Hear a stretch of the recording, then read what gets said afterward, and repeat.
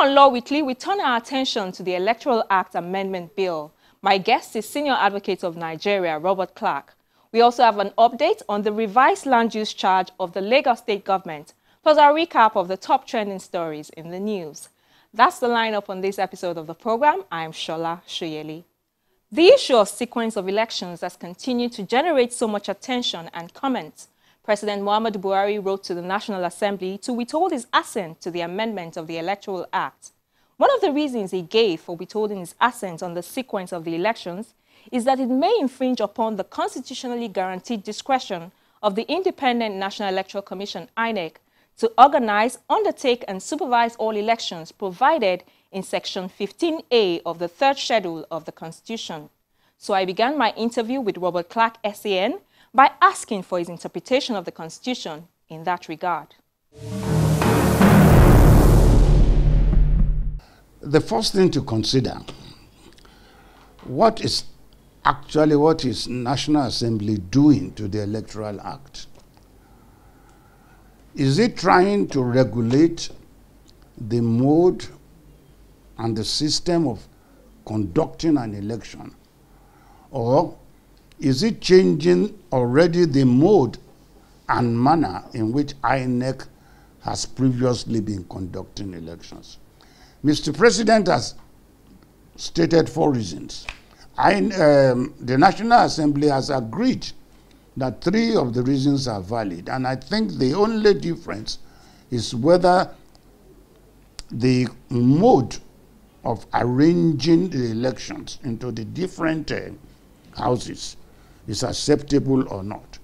Mr. President says, I do not agree you not starting with the presidency pause and allowing it as the last resort. And the National Assembly, no. We have power, according to them, under Section 4 of the Constitution and Item 22 of the second schedule to legislate on any matter.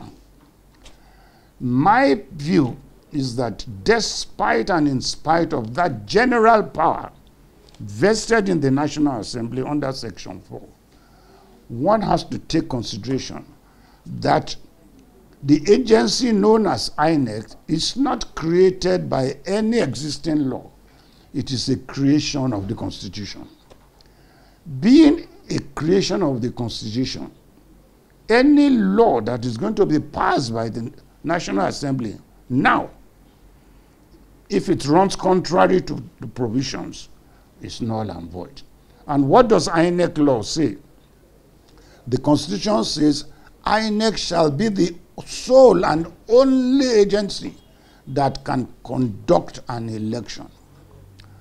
If you regard conducting an election to include the days and manner and sequence, then the Constitution has solely vested it in INEC. Now, INEC cannot work in isolation from the provisions of the Constitution. There must be an enabling law which INEC itself cannot pass. So, under Section 4, the National Assembly comes into play and they have passed what you call the Electoral Act.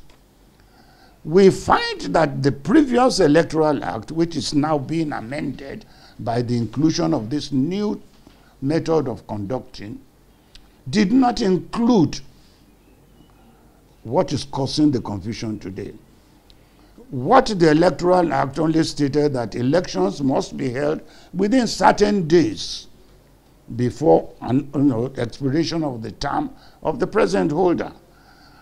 It never mentioned the sequence the elections will take, because when you look at that word sequence, it falls under the parameter of mode of conducting an election. And I, as Robert Clarke, I don't believe that if National Assembly does what it wants to do, it means it's dictating to INEC how to conduct an election, which under the Constitution is within the sole prerogative of INEC. To be able to do that and pass that law, INEC must first amend the act, and the amendment must be in the form the Constitution says, because You are amending the constitution now. So not only INEC's 2/3, but all 36 states must also pass it. Because by that inclusion of what they want to include, you are directing INEC how to conduct an election. Because what they are doing, they are not amending the Electoral Act under the powers vested in them, the general powers, but they are amending a crucial point and power created by the Constitution. To do that, they are not only amending the Electoral Act, they are amending the constitutional aspect of the creation of INEC as an independent body. Do not forget one thing. The writers of the Constitution are very clear that there must be an agency that is independent, both of the executive and also independent of the National Assembly. It's an umpire. And if what they are doing now by dictating, then they are virtually not allowing INEC to exercise an independent power. They might know the reasons why they want the elections changed that way. But if there is no particular reason of interest in it, why are they changing the sequence? One of the reasons that some people have given for this amendment is that the National Assembly is actually deregulating the political space and giving power back to the people. That if INEC continues to claim that the elections are free and fair, then what does it matter if the elections, the sequence of elections is changed or not? The same argument they are using against the executive is the same argument the executive will use against them. Why do they want at this stage what has been going on for the past almost 20 years? Why do they want to change it overnight? What is the, hurry? What advantage is it there that they feel? What is the interest that interests me when an election, is held? As far as the population, general population, we don't see any difference. So they should let sleeping dogs lie. Now we know that one of the options open to the National Assembly is to veto the president, and they've threatened to do that. But what are the options that are open to the president? Under the Constitution, if it is a normal bill that they are, starting or trying to amend, the presidency has no option.